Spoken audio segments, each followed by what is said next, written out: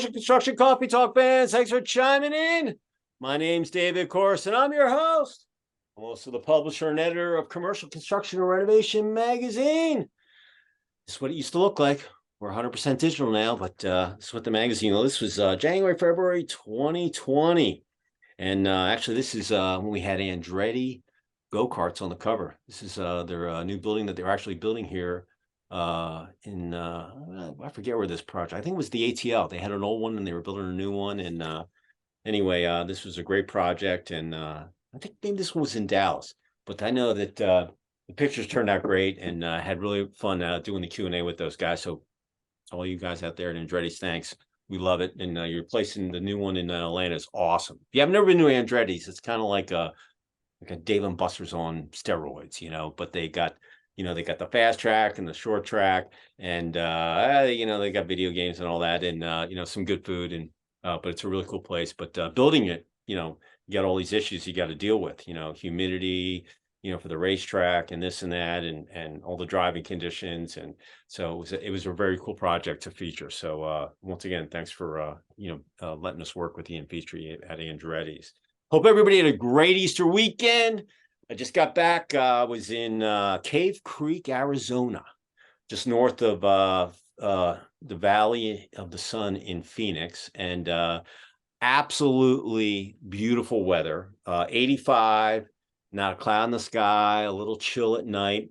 It's my mother's 83rd birthday, so happy birthday again, Mom. It was on Sunday, so I flew out on Saturday morning. Did some dinner on Saturday night, and then Sunday did a birthday brunch with some friends, and got a little sun, and felt good on the face, and then flew back yesterday. So it was just a really nice weekend, and my sister flew in from Long Island, and it was good to see her. I hadn't seen her in a while, and it's amazing. My mom's 83. I can't believe she's 83. I'm gonna be 60 in a couple months. It's just insane. And we were talking about it. She's like, "Oh, I had your kids young," and I was doing the math. I'm like, "Shoot, you had me when you were like 23 or 22." And that's the way it was back then. You had kids when you got married, you got kids, and you went with it. So it was really good to see see family. Time flies, especially when you get older. It goes so quick. So if you have the opportunity. I told my sister this week, I said, look, we need to do these birthdays. She could make it to 100, mid 90s. She's got 10 or 15 left. We got to go out. We got to come out for these birthdays. So that was our kind of our gig that we're signing off on between the two of us that, hey, listen, once a year, we're going to get together. We're going to do it for, my mother's birthday, on April 9th. So anyway, the weather was beautiful. Not so much for the Masters, because I flew out Saturday. It was just pouring here, and I felt terrible for, all the golfers, and Tiger out there hobbling on his leg that got rebuilt from his car accident, and then cleared out, and then they had to play the double round on Sunday, and they got the tournament in, and congratulations to John Rahm for getting the green jacket. Very exciting. Came back in the last day of play, and the leader, Koepka, he kind of wasn't hitting the ball like he was, and that's just the way it goes. Some days you just don't have it, and the ball doesn't go your way. And but just exciting stuff.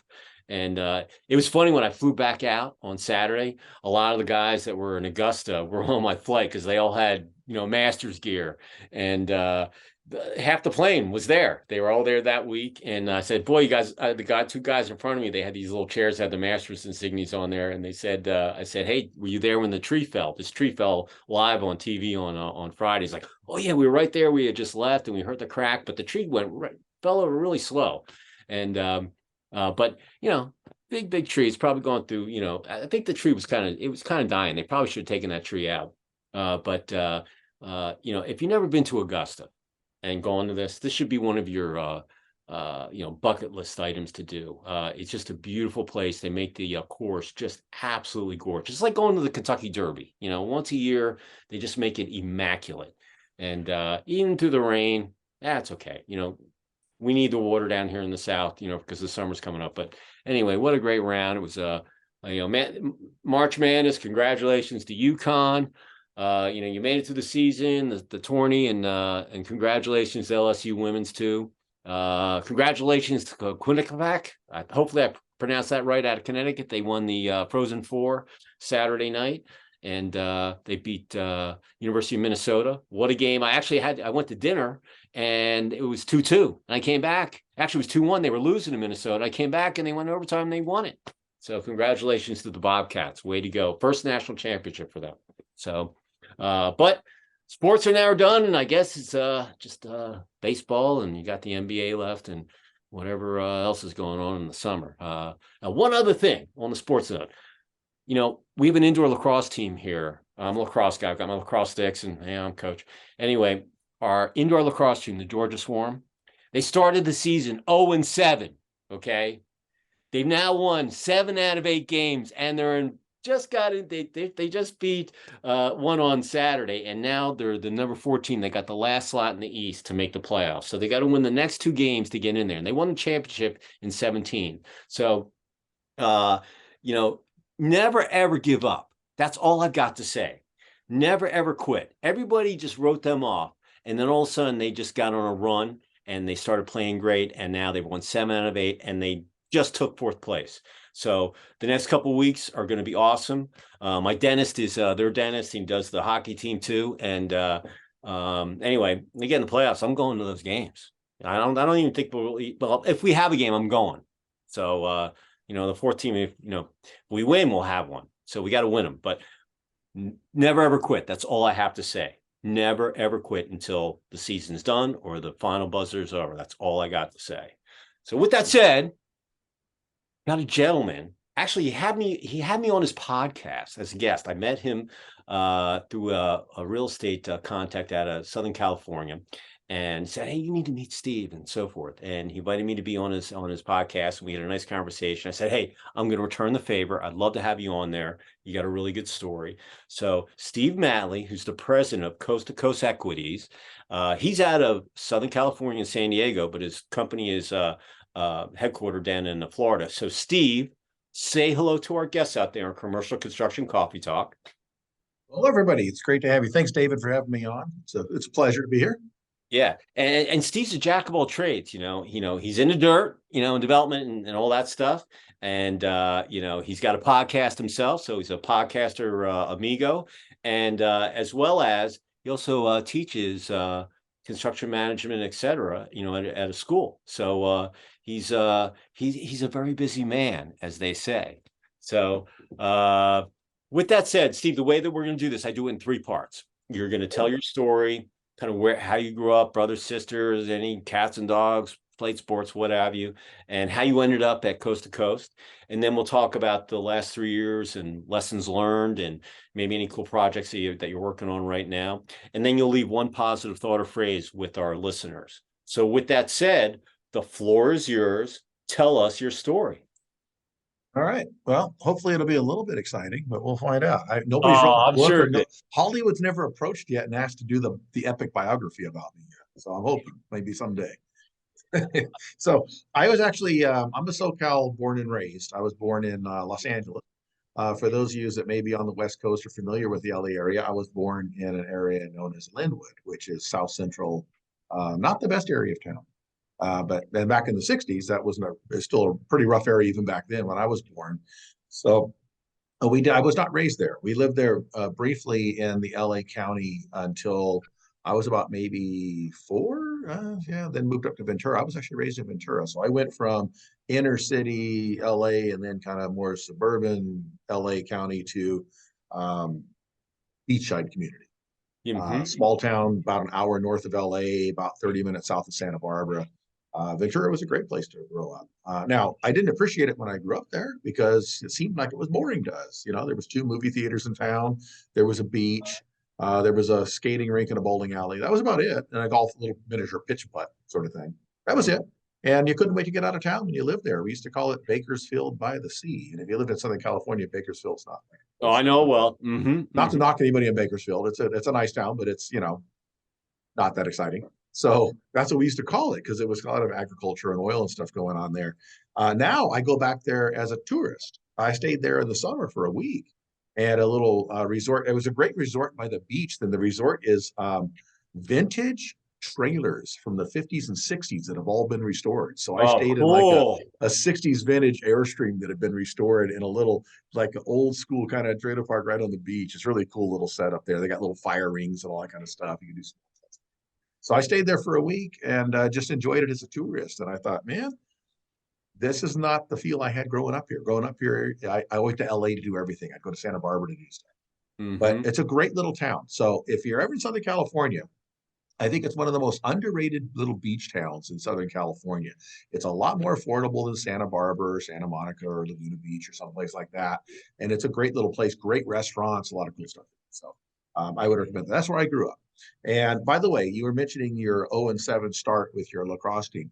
My senior year of school, my high school, we wouldn't have had a problem with the new math when the new math came out because we learned how to count 0 and 1, 0 and 2, 0 and 3, 0 and 4.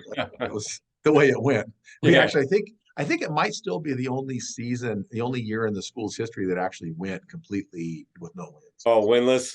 Yeah, Yeah. it was completely winless. It was embarrassing, but that's what it was. Although that coach, he was a new coach, and 2 years later, he went to the CIF championships. So, I was just gonna say, you know what? What happened a couple years, after he went from that winless season, uh, you know, that's normally what happens, yep, that's right. because you got a couple play, maybe some kids moved into the area.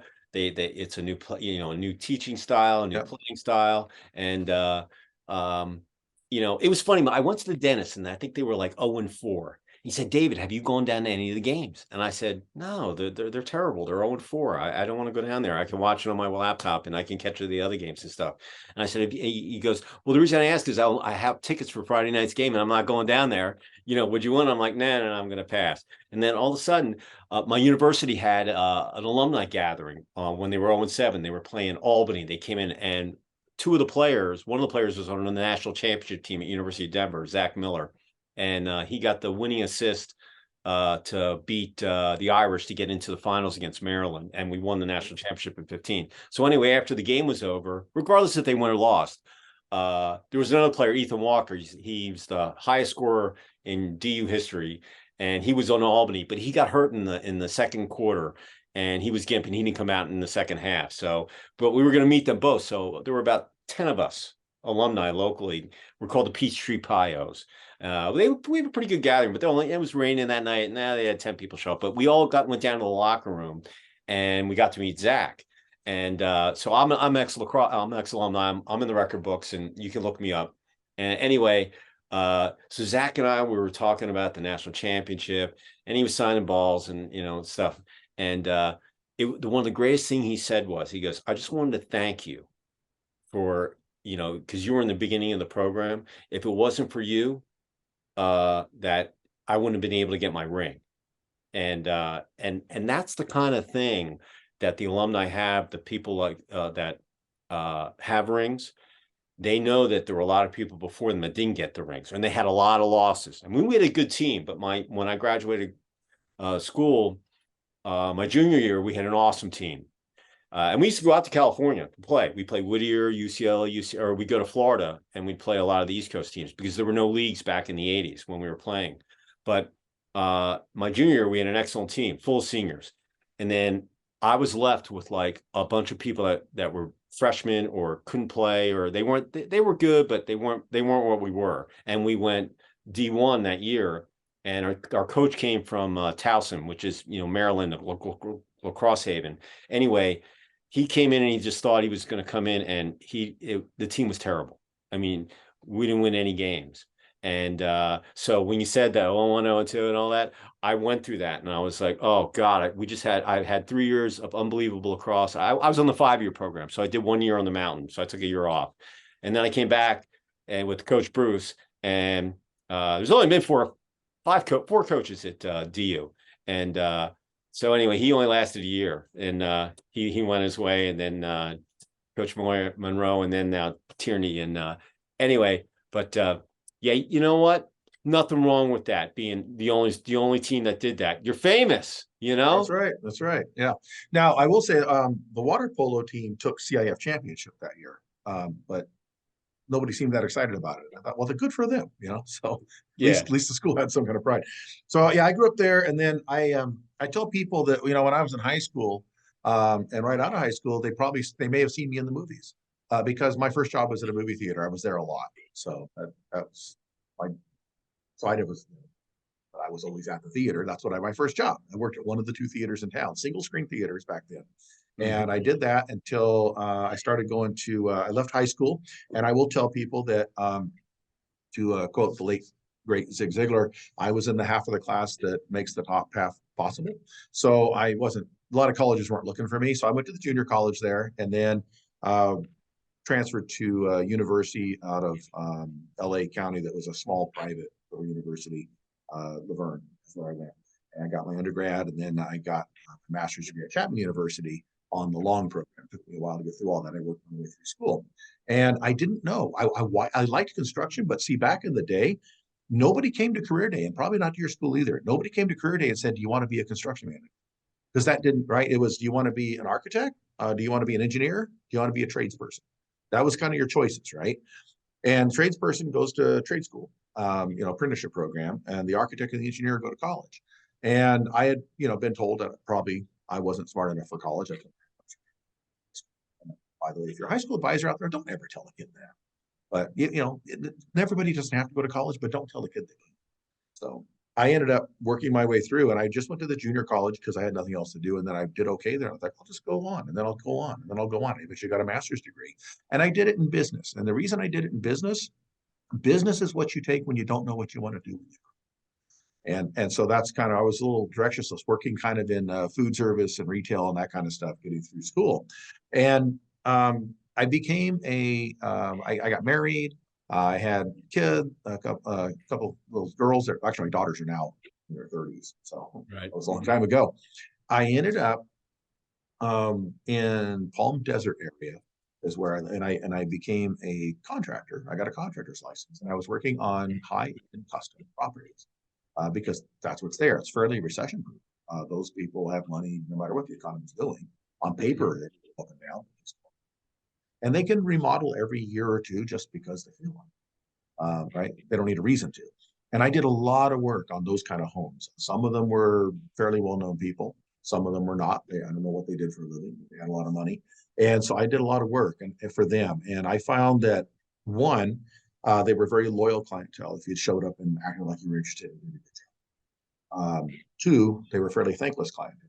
Not a lot of compliments and those kind of things. But what I learned, that sometimes they would give you an unsolicited, unexpected bonus if you did the job well, although they would never say thank you or good job or attaboy or that kind of stuff. They just pay a little extra money. Here you I go. was like, you know what? I don't need a lot of validation, but I do need money. So thank you. I appreciate that. And it was a great little gig that I did out there. And while I was doing that, I worked construction in the daytime, and I went to school finishing up my master's degree at night, and I worked in a restaurant, because a restaurant has flexible hours, because you got to kind of pay for the school and you got to pay for the family too, right? And Mhm. so you got to do all that. And I slept roughly every other Thursday and new moons. It's just what you do to get through, right?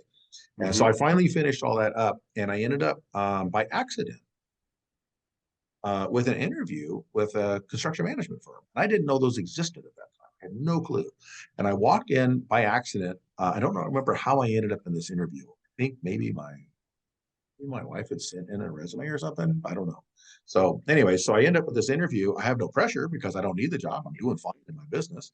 But she had been set up, so I wanted to show up. I walked in Mhm. and I talked to them, and I talked to this guy. And the more he talked about what they did, the more I thought, I want to do that. That's really cool. And so I talked myself into the position and basically kind of, said, look, I'll take, a basic starting price. And in 90 days, if I can do what I say I can do, then you got to go to bat for me and get me a much more livable compensation.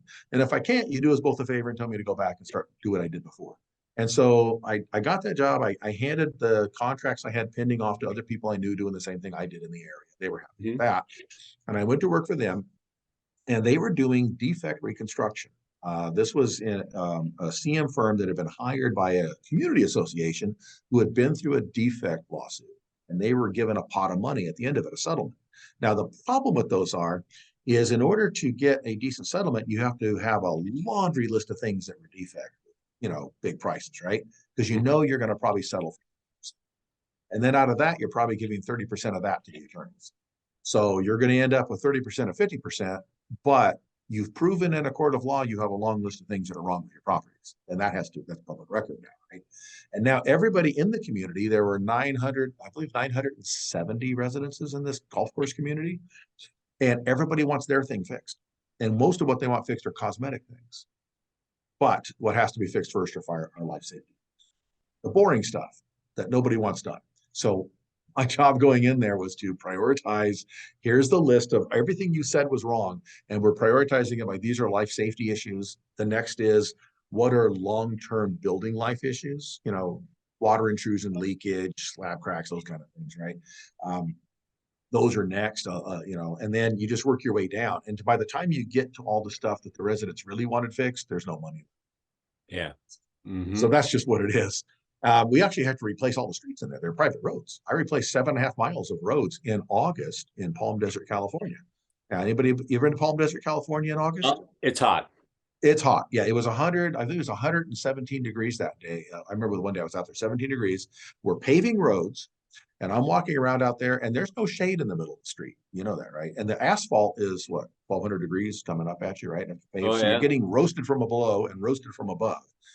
And that's when I learned to use a cowboy hard hat because it had big wide brims and it kept my ears and my neck from frying. And those were legal back then. I don't know if they're still legal in Ocean, but back then they were. And that's what I did. So I worked with that company and we did a bunch of that. And then I ended up in Los Angeles. And I was doing post-earthquake reconstruction in Los Angeles. Oh, wow. This is in the late 90s. And we're talking at this point, you're probably 5 to 7 years after the earthquake, but all that had been in litigation, suing the insurance company isn't offering enough. So I get a public adjuster in and they're duking it out and there's all that stuff goes on. And then they finally get to the point where they can do construction, right? Very, very contentious jobs. And so I did for several very large projects in Los Angeles, high-rise type projects and townhome type stuff, condos that we were doing reconstruction on. In a very contentious environment, you have an insurance company that's watching every nickel and dime. You have a homeowners association and their people that are trying to not just put it back the way it was, but make it nicer because what they had was 20 years out of date anyways, right? And multiple pots of money. There's the pot of money from the insurance company, the pot of money from the HOA to upgrade things, the pot of money from individual homeowners that they're doing upgrades, right? Trying to keep track of all that, and everything is unit price. A unit price means your buildings are, look like warrants. Because there's an invoice for everything. You have to verify all the quantities. Everything's by the square foot, the square yard, the cubic yard, the ton, whatever, right? The door, everything's going to be itemized. So arduous projects that I did there. Learned a lot. It was great. And that led me to the commercial side because basically in the high rises, we were doing residential interiors in a commercial shell and cool, right? Urban condos and high rise stuff. And that led me into, I did some bank headquarters in LA and some other stuff. And then I got moved out of LA down to San Diego where the main office was. And there I started doing ground up new construction. So I still did a little bit of reconstruction. I started doing work, school districts, the Cal State system, doing hospitals. We did religious houses of worship. Those kind of things. So all kinds of different stuff we were doing there. Still some community association work, but we were getting more into the public sector. And so I ran that. And then what happened, and on the evenings and weekends, I was figuring, okay, how do I like working here. This is great, but I need to build up money for the future beyond this. And so I started doing something that would not compete with the company. I didn't want to compete with the company. I said I wouldn't do that. I didn't want to with their clients, that kind of stuff, right? Wanted to do something else. Well, they did not do land acquisition and entitlement, and so they weren't in that.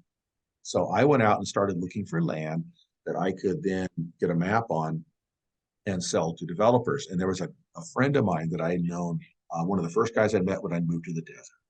I had known him for 10 years at that point. And he and I had been in the same kind of little business club. So this will I'll tell you, show up when you don't really want to show up and great things. So this is another one of those. I showed up to that job interview that I didn't really want. Opened a lot of doors. It was fantastic. And this one, I showed up to a businessman's breakfast group at 7 a.m. in Palm Desert, California, and at a restaurant there. And I kind of got invited to this thing, and I was kind of like, I couldn't say no. So I went out there. I was going to go just the one time, be courteous. And this old dude ran it, and he was a quadriplegic. He was one of the last of the polio victims, like literally a week or two before the Salk vaccine. He got polio, and he was a quadriplegic. But from his wheelchair, he became a very successful stockbroker and ran one of the main brokerage firms in LA for many years. And he was retired out there with a lot of money, did very well. Around the table, I walked into this businessman's group, and they're all retired because it's Palm Desert. So when you walk in there, you look around the table, and the average age is deceased. I mean, they're old, right? These guys are old. And I thought, oh, this isn't really a like, networking connection kind of stuff, right? But as I sat there at that table and they went around, I'm like, okay. As they started who they were, I'm like, wait a minute. I know that guy. He's one of the biggest real estate in Orange County. Boy, I know this guy. He owns like 5 restaurants out. This guy, he's a retired from the State Department, big, he was a high up in there. And they're going around the table talking about what they do, right? And I just sat there and decided, okay, I'm the youngest guy here.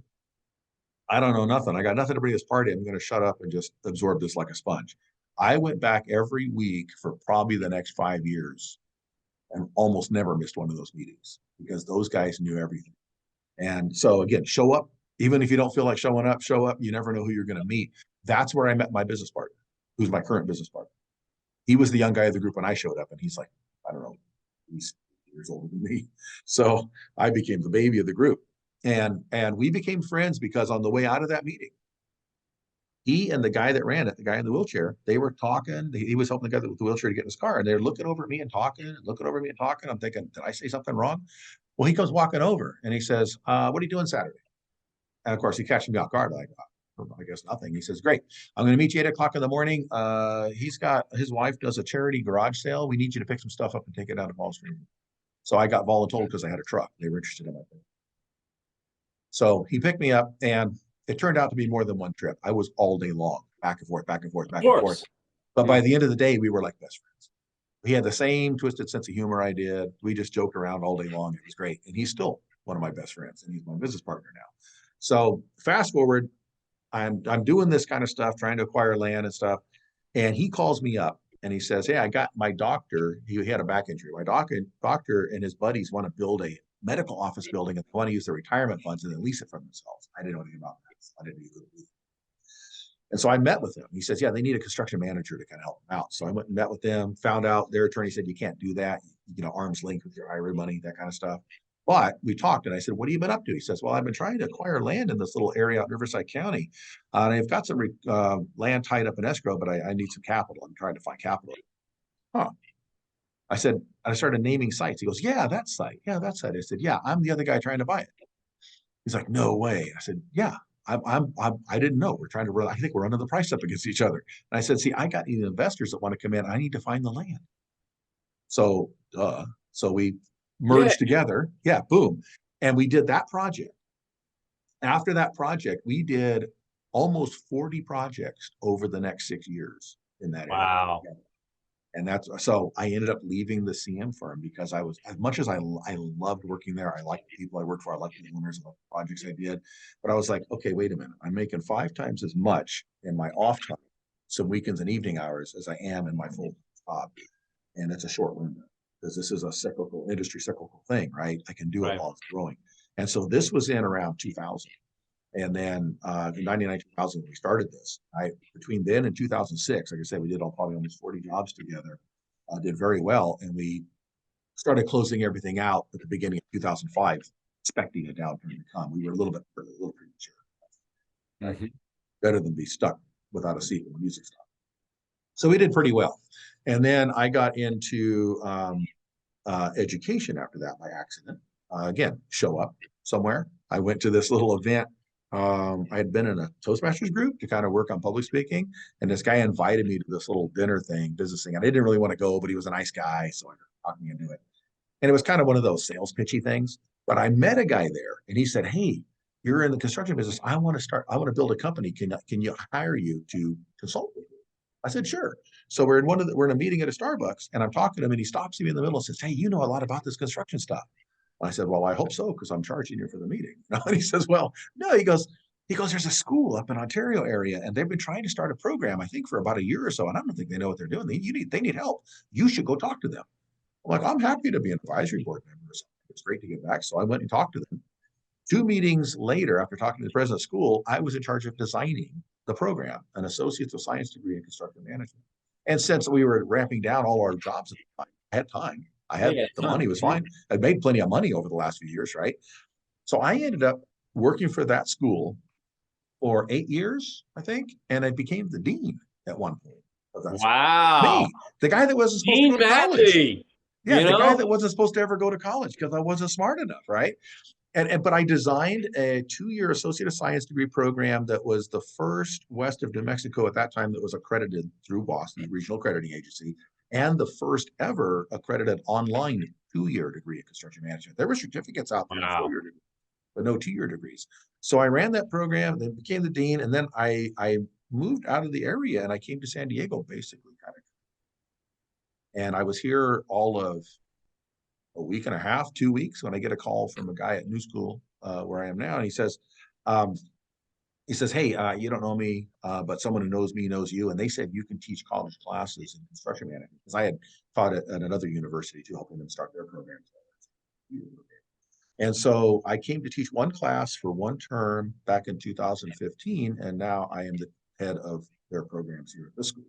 So Awesome. so I run a bachelor's degree here, in addition to running my company. Now I have two partners in my company. One is the gentleman I met at that breakfast group, and the other is a gentleman that we had used as our main real estate person back then, and now he's a partner in our business. He and those two guys had been friends, very good friends, for at least, I don't know, 15 plus years before I ever met either of them. So basically, we're just friends that ended up running a company. And so that's kind of, I guess, the story of how I got where I am on the construction side of it. And then when I started the company, I needed website content. And I didn't want to do here's the camera on the kitchen table, the phone on the kitchen table, I'm just going to talk at you, right? That's boring. So the mutual friend you talked about that introduced us to real estate, Mhm. she was doing shows in a TV studio in San Diego County. So I said, okay. So I rented the studio for half a day and I did a television style interview stuff with people that were related to real estate, escrow, title, lending, land act, planners, engineers, all that stuff. And I did that show, so I have website videos, something to put on the website that was a little more exciting than just boring stuff. Um, when everybody locked themselves up for a couple of years, I couldn't get to the studio, so I started doing more of this kind of stuff through Zoom. And when things opened up again, I went back, but now I do it podcast, and that's what you were on. So that is, I do that in the radio studio usually. I will do it through Zoom sometimes with remote people, but usually I like to do it in the studio. But it's the podcast studio, not the TV studio next door, and it actually goes out a major network affiliate in the LA market on the radio, and then it goes on podcast and it goes on streaming. So my other little company I have is the media company where I own streaming channels. I own Roku, Amazon, and Android streaming channels that my show and other shows go on to. And yeah, there's just lots of things, lots of irons in the fire. There was the nonprofit group. I did that for 10 years too. That was great. So that's kind of where I ended up where I am. Hey, listen, Zig Ziglar, I read all the books, way back when. I've been a sales guy. And what's funny is you just never know who you're going to meet. When I was with a food company, my family's been in construction since 1888. So, I've worked in the scrapyard, Okay. shoveled the spot. I mean, all the grandsons all had to work in the scrapyard. My cousins are running the company now. It's, fourth, fifth generation. My dad was in upholstery. I did my retail training at Levitt's Furniture, after Oh school. yeah. And I put more of those sofa tables. I scotch guarded. I empty. I mean, I did all that stuff. And I in the '80s, the recession was kind of in there. Inflation was high, and I was like, it was time for me to move to Hickory, North Carolina, where they had one restaurant and one Mm-hmm. hotel. And I was like, I don't think furniture is my bag. And so I had given up the construction company, go to the vet, and my mom had got remarried to my stepdad. He was a jeweler, and I got GI certified. And then after I built these Wow. stores, I didn't like sitting behind the showcase. I was like waiting for customers to come in, that's retail. And I was like, I don't think that, and I was doing food at night with this company called Colorado Prime. It was like in-home food sales. And I was really good at it.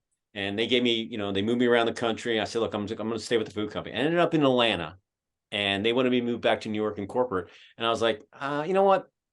So I'm looking through the paper when people read the paper, and I saw this ad sales job. So I would go in. These guys have 10 magazines and 8 trade shows.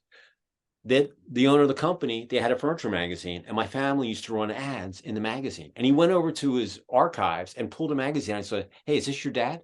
And I said, yeah. He goes, oh, I met you when you were like 3 years old in the showroom Wow. in New York. Okay. So talk about small world. And, I'm just going in there, ad sales job. I don't know what advertising is. I was a sales guy. And so anyway, they hired me. And here I am, a publisher, X amount of years, went out my own. And so I never judge any book by its cover.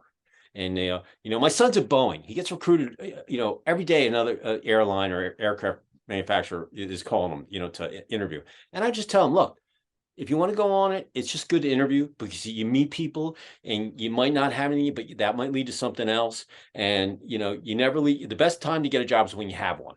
Okay, Right. so put them in a file, and you just never know where you're going to, meet people. And it's a small world out there, and you never want to burn any bridges because, so your story is unbelievable. When we had talked about, the school, when you brought up, hey, do you know the Daniels? I'm like, oh yeah, I got a professor on that. Oh, I teach, so, and for all you out there, I guest hosted this real estate radio show, and then I was on Steve's show. He's an awesome interview, much better than I am.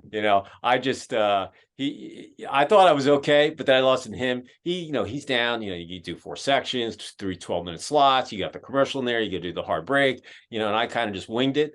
And but then I saw a professional do it. I'm like, whoa, I got to do some practice, man. Yeah, we're a little more rigid because since we do put it on the radio, we have to fit their time Yeah, zone. exactly.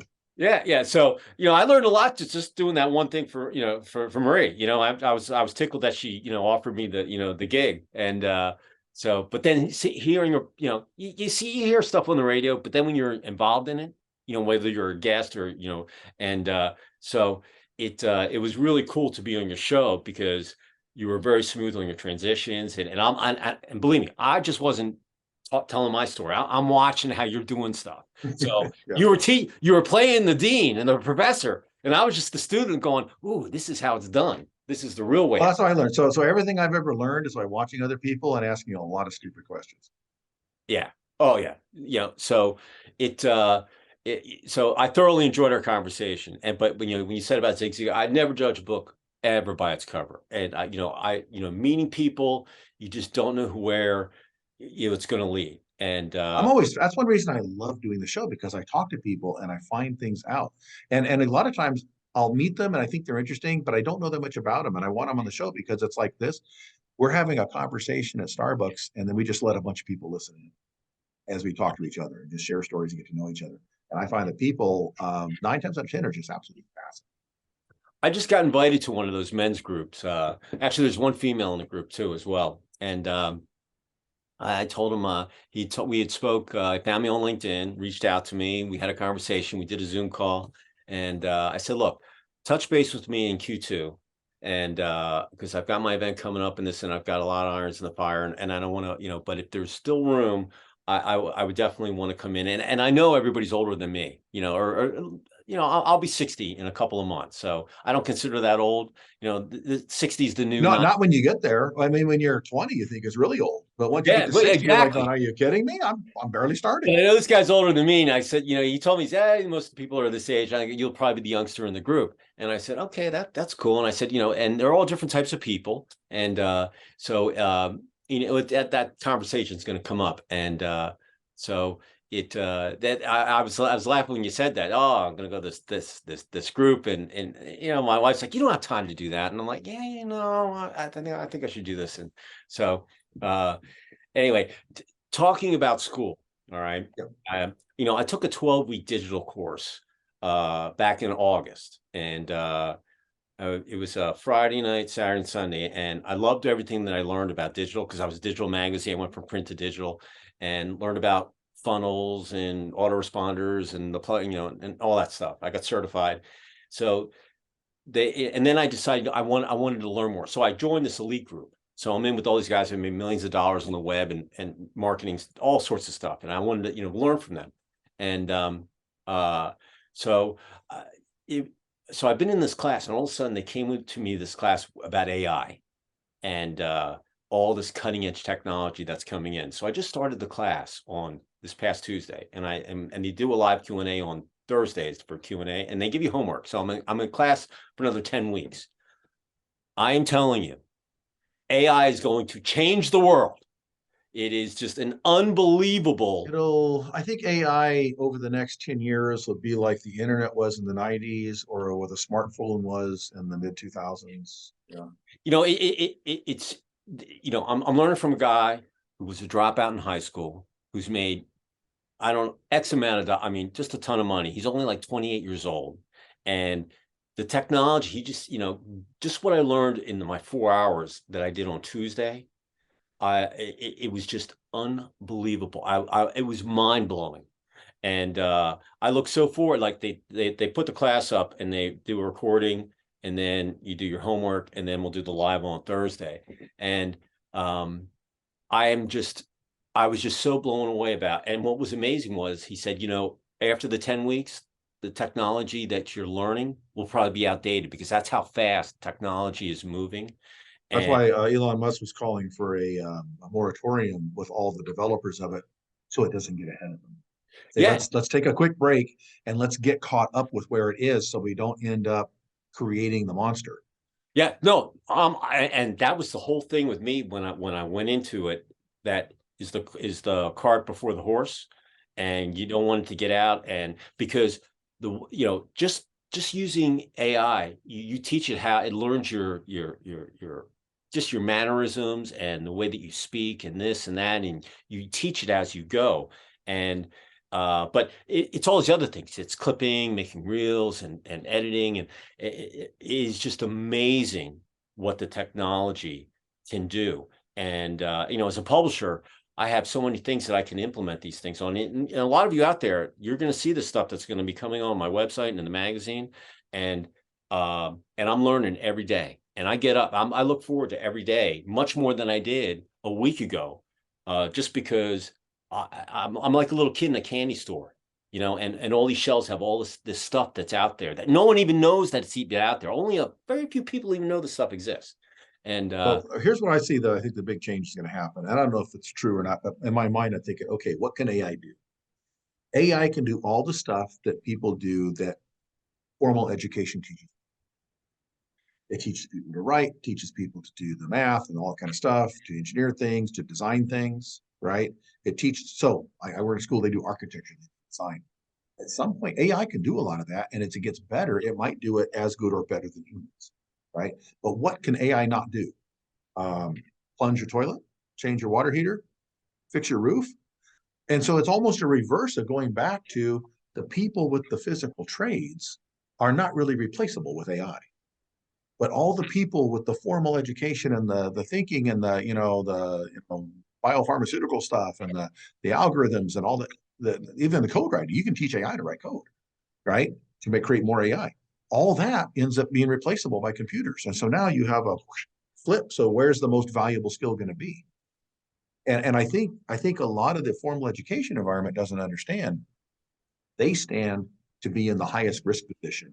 Well, I totally agree with that. I had a conversation with a project manager that's, he has a lot of AI guys on his podcast. And he said construction is going to be, it's going to change. And I said, you know what? Certain things might get phased out labor wise, but you still have to have people building stuff, or like you said, plunging a toilet, or even if there's a robot that goes in there, someone's gonna have to build that robot. someone's got to serve the robot. There's a mechanical Yeah. person that has to So oil and program and repair. yeah. Yeah, and the other thing about because I heard this years ago about how everything's going to be outsourced offshore. Okay, and then modularization and even in construction, all the modular stuff. I said that's great, but you know what we're limited by? How large can something be that can get on a freeway, under a bridge, through a tunnel, around a bend? That's your constraint to get it. And construction is an in situ process. It has to happen in its final location. You cannot take the real estate and outsource it to Asia and then bring it back fully built. That doesn't work. It's got to be built in place. And humans, even no matter how much you automate it and the robotics you do, there are humans that have to do certain things. For example, 3D printed buildings. Okay, I have a 3D printed building. The building's going to lay out this concrete shell, is what it's going to do. That's what it does. And you can even do the interior walls if I wanted to. Right? But humans, every so often, have to stop the machine and go in and put reinforcing in there, put in the window and door bucks, right? Humans have to do that. And then start the machine back up again and let it continue laying the concrete. You always have to have in construction some human on the site doing something. And then somebody's got to fill the machine with materials, right? Somebody has to get those materials there. Let's say you have an automated truck that dumps it and stuff, but somebody's got to make sure that it's getting in the machine and pumping correctly and all that stuff. So all those parts and pieces means that there's always going to be some need for physical work by humans in some way, shape, or form. The AI, on the other hand, well, I think if it really goes to its full potential, can do the writing, it can do the printing, it can do the design, it can do the layout, it can do the fabrication, it can do all the stuff, right? It can do everything that we have humans doing now, thinking through the complex formulas in chemistry and in physics and in code writing and in electrical engineering, all that stuff that we do. So I'm thinking, okay, where does the college and university fit at that? Where do they fit? Because now the trade schools become the most valuable thing we have. Absolutely. Because let me tell you what, when your toilet doesn't flush and you're taking a cold shower, you're not concerned about the AI. You're concerned about, I need someone to fix this stuff right now. And no Yeah. computer's going to fix that. Oh yeah. Oh yeah. It's funny when I was out in Phoenix, my mother, they shut the house down, and then they have, there's someone coming over every couple of weeks, a property manager, they'll flush the toilets and that kind of stuff over 6, 7 months in the Yeah, snow. they call it concierge service. Yeah. Right. So they have it. So anyway, last year, yeah, it was last year, they shut the house down. Or maybe it was the year before. Anyway, they weren't even gone a week. The water line on the refrigerator broke.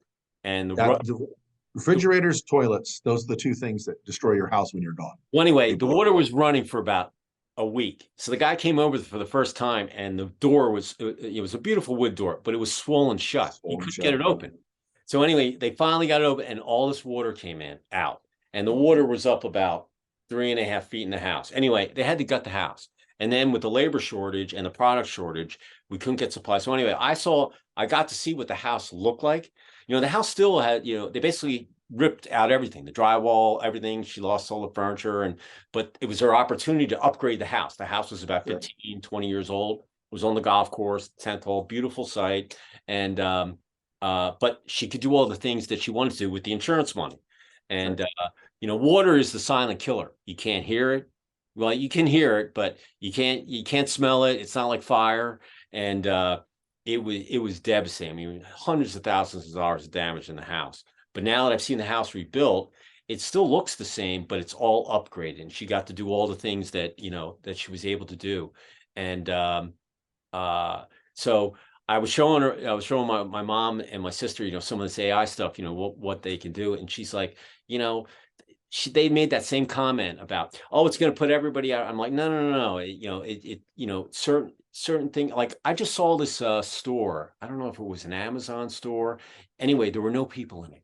You used the card. It was on LinkedIn, or maybe it was on YouTube. I don't know. I saw it someplace. And you walk in, you flash your card, it lets you go through the gate.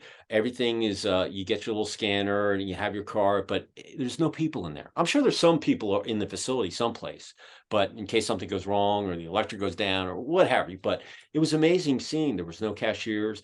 I mean, it was just you go in, you put your stuff in, boom, you leave, and your card gets hit. And I always told people, when the shutdown happened, you won't recognize what a restaurant will look like in 5 years. So this property manager told me about AI, and he said, look, in 5 years, you're not going to recognize construction. And I said, you know what, you might, certain things are going to be different, but you still need that human capacity in some way or fashion.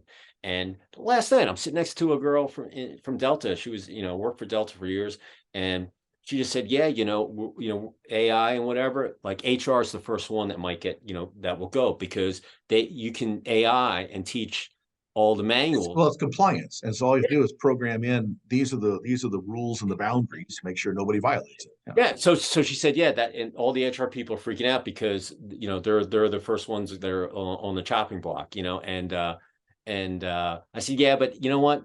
It's going to be manipulated in a way that, it's going to make things more efficient.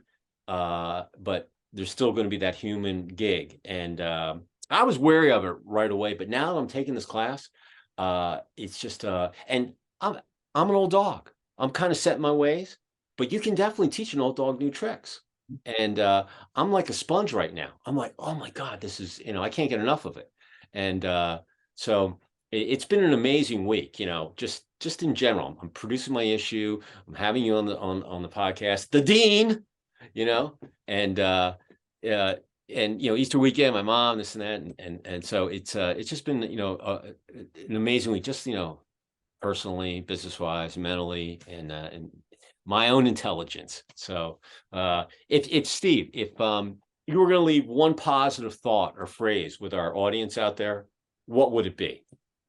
Well, I've already kind of mentioned it. That is the one of the biggest secrets I've learned is show up and act like you're interested, because 90% of the people won't do it. And that is if you're in a regular job, 90% of your coworkers don't show up on time every day, ready to work and show a genuine interest in their work. They just don't. And so if you just do what you're paid to do, you're already in the top 10% of the workforce. So when I worked at this school, this 2-year school that was in the Inland Empire of Southern California, and I was doing this during the downturn, or that downturn we had in the early 2000s, right, the mid 2000s. My program, construction management, had the second highest placement rate all during that time of all the other programs. The only program that beat us was dental hygiene, because basically it's a entrepreneurial, go hire yourself out the dentist office kind of stuff, right? So Mhm. I work as little as much as you want. But we had higher placement rates than the criminal justice, than the medical, than the business, than the technical stuff, all of it. Why? That doesn't make any sense. And I would tell the students, here's the way it works, guys.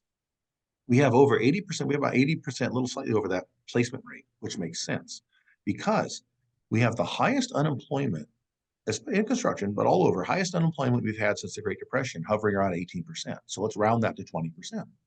That means there should be 80% placement, because if there's 20% unemployment, that means there's 80% employment. So now you got to figure out, why am I one of the 8 people working and not one of the 2 people sitting home wondering what happened? Well, let me tell you the secret. Show up and act like you're interested, because there's always, always, always, I don't care where the economy is or what the cycles are doing, there's always a shortage of skilled, interested, motivated, self-managed people. Always a shortage. So that's my secret. Show up and act like you're interested, and then be willing to do something you haven't done before. Go, I finish my show all the time with go do something different this week. Try something different, right? See where it goes. Listen, that's exactly what I just did. I'm trying something different. My wife's like, "Didn't you just go through this whole?" I'm like, "Yeah, but that was just the guts and nuts of it. This is kind of the other stuff that was missing, and this was the part that I really wanted." So, I'm going in there, and it's funny. My son, he went to tech school. A lot of his friends went to 4-year schools. They got pieces of paper that weren't even, I'm a big fan of the trade schools and the tech yeah. schools. I'm a So big fan. listen, he was not. I didn't even think, when he was a sophomore, I had to yank him out. He had to be at school by 7. Hated history, hated English, and we met with the school and said, "Hey, look, if there's one kid that needs to be in the trade school, he's flipping bikes, he's working, this is the one guy." And they're like, "He doesn't have the math grades to get in there." So we yanked him out his senior year. We put him in an online school, and he worked in the garage. He waitered, he worked and made money, and all those jobs that he did, he learned something from. And so he was at Delta, and his first day, within 3 hours, he had a recruiter call and say, "Hey, we want to hire you at Boeing. We'll pay you 4 or 5 times what they're going to pay you. We need people right now." So he moved to Charleston, worked as a contractor, and then they hired him full time. So for like the last 3 weeks, he's worked like 21 days in a row. He's like, he hadn't had a day off. And he goes, "Man, Dad, I'm beat." I said, "Brody, how old are you?" He goes, "I'm 23. I go, "Look, if they ask you to work another day, you go and do it, because they're going to remember that when they're looking for the lead." Okay. Right. And to run 10 guys. Okay. And Right. you can stay at Boeing and retire there. You're building 787s. You could go with that craft for the rest, whatever else, it's going. So I said, "Look, What are you going to do? Sit at home? They ask you to come in, you go and you go do it. Okay. You're not, so he did it. And then he looked at his paycheck. You just got, the last couple of weeks, he's like, damn, that was unbelievable. Excuse my French. I said, yeah, do it. Just go do your stuff and have fun while you do it. And don't question it. Okay. Just go do it. And And it's also important to get into a niche that works. I was working at the school, and again, I was the dean, and there was a couple. The wife was in the, and the husband were both in a business program. She's killing it, straight A's. He's flailing, just dying in there. And I sat him down and I said, okay, this isn't really what you want to do, is that? There's nothing else here I want to do, but I got to get an education. And I said, okay, if you could do anything you wanted to do in the world and it would pay you, what would it be? And he starts naming that. I said, no, what you really want to do, even if you think it's not going to pay you. And he says, I like working on cars. And I said, dude, you can make a killing working on cars. You know how much I pay my mechanic for the simple things? Give me a break. You start at 55 bucks an hour, right? And then it goes up from there. So I said, here's what I want you to do, because you're just going to fail out of here and your financially it's going to be ruined. I want you, he said, I'm going to get big trouble with this with the school administration, but here's what I want you to do. There's a school down the road about a mile from here. They specialize in auto mechanics and motorcycle repair, motorcycles, yeah. All that kind of stuff. I said, you go down there and you talk to them. Don't commit to anything. Let them know you're already going to another school, but you're just curious. You want to see what's going on. Take a tour and tell them you can't sign anything today because you've got your funds committed to another school, but you're interested in this. And if you want to tell them that your dean from the other school sent you, that's fine. But do that. So he went down there. He walks around. He comes back and he is just like, glowing. He's like, oh my God, I didn't know. And they told me how much you get paid doing this. I said, I'm telling you. So I had to go talk to the college president and say, this student we will lose in about another 2 terms, academic probation, it's going to fail out, and it's not doing a survey. His wife's already here. We got her money. How about we release him from his contract and get him over to the other school where he's going to make something? And that's really not in the best interest of the school, but it was in the best interest of him. I said, you know what? I will bet you people tell him and their grandma about this. When they're looking for a school, they're going to say they'll remember what we did. And so he did that. He went down there, and I would check with his wife every once in a while. How's he doing? He has never been happier in his life. He loves it down there. So find something that you can find something you want to do, and there's somebody's going to pay you to do. And then again, show up and act like you're interested once you're there. Yeah, some of his friends went to pilot school, but he did but he learned woodworking, metal, and all that stuff. And and it'll pay well. And I came out of the trades. Yeah, that's where I came. So I push the trades. I go out and I'll if the local middle school will say, hey, we're having whatever they call the your employment day or whatever, to plant the seed. Career day. Yeah. Career day. Thank you. I was having a brain fart there. And I said, I'll go in there and I'll talk about construction. I'm like, look, be an HVAC tech, be a plumber, be an electrician, learn construction, working with your hands. You can see stuff that you built. You'll have pride in it. I'm a constructor. I build one of these every month. Now I do it digitally, but I'm still building something. I can look at it and say, yeah, I built that. And and by the same thing, I do projects now, and I can't point to them and say I built that, because we don't build anything. We just get the land and title it and sell it to someone else.